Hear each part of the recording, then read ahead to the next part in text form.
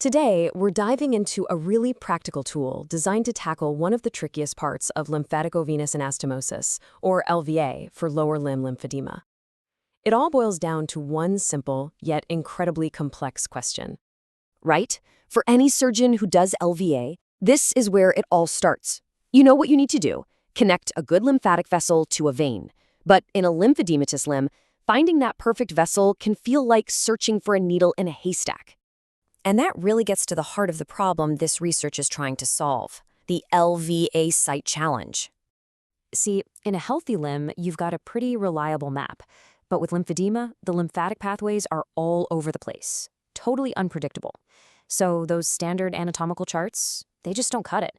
This makes it incredibly tough to know where to even start looking before you make that first incision, which is a massive hurdle. So how do we shift from making an educated guess to using a truly data-driven strategy?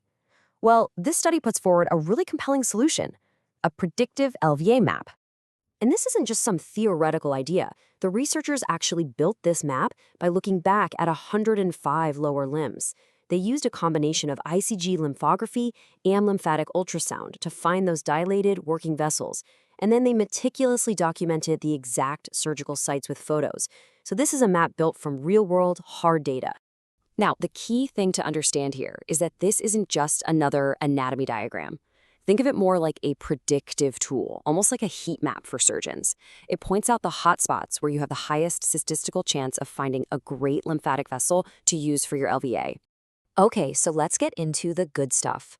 What did the data actually show? Where are these hot spots? Well, when you look at the thigh and the calf, the findings are incredibly clear.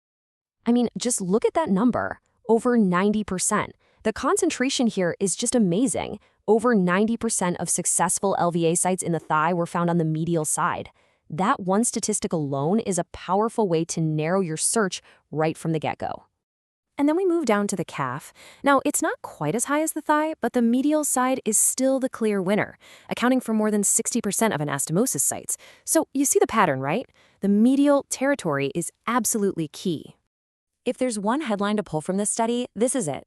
The data just overwhelmingly points to the medial aspect of the leg as the most fertile ground for your search. It's your starting point, plain and simple. But here is where this gets even more useful in a clinical setting. This map isn't static. It actually changes depending on how severe the lymphedema is. And this is just a critical piece of the puzzle for surgical planning. In the earlier stages of lymphedema, think ISL stages 1 and 2A, the hotspots are almost all medial. But as the disease gets more advanced, the whole landscape shifts. Suddenly, the odds of finding a viable vessel on the lateral calf go way up. What this tells us is that a one-size-fits-all approach just doesn't work. Your search strategy has to evolve right along with the patient's condition. So what does this all mean when you're actually prepping for surgery? Well, it gives us a clear, evidence-based roadmap for pre-operative planning. We can really boil all this data down into a super simple 3-step game plan. Step 1, always start your search on the medial side. Step 2, focus on the thigh first. Remember that 90% concentration before you move to the calf. And step 3, if you're working with a more advanced case, you have to remember to widen your search to include the lateral calf, because that's where new hotspots are likely to pop up. And you know, at the end of the day, this is why it all matters. By using a predictive map like this, surgeons, especially those who are still building their experience, can go into the procedure with a much more focused, efficient plan. This isn't about replacing skill, not at all. It's about augmenting that skill with data to give our patients the best possible shot at a successful outcome. And really, that's the big question to walk away with. This research offers a brand new way of thinking about LVA site selection. It moves us away from a broad anatomical search and toward a focused, probabilistic hunt. So the question for all of us is, how can we integrate this data to sharpen our own clinical practice? If you want to dive into the full details of this research, you can find the citation right here. Thanks so much for joining us for this explainer.